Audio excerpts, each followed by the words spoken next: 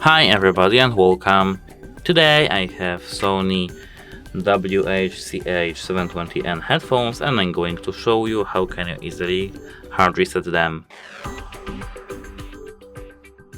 So at first you have to prepare yourself a USB Type-C cable like it's here, and first we have to prepare our cable straight into the charging port. Then we have to hold simultaneously power button and ANC button, which is over here. 3, 2, 1.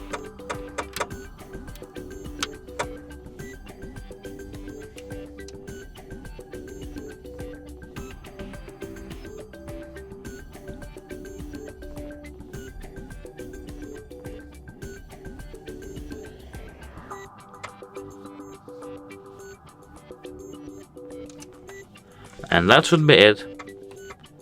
As you can see, the light is now LED. That's it, hope it helps you. Goodbye.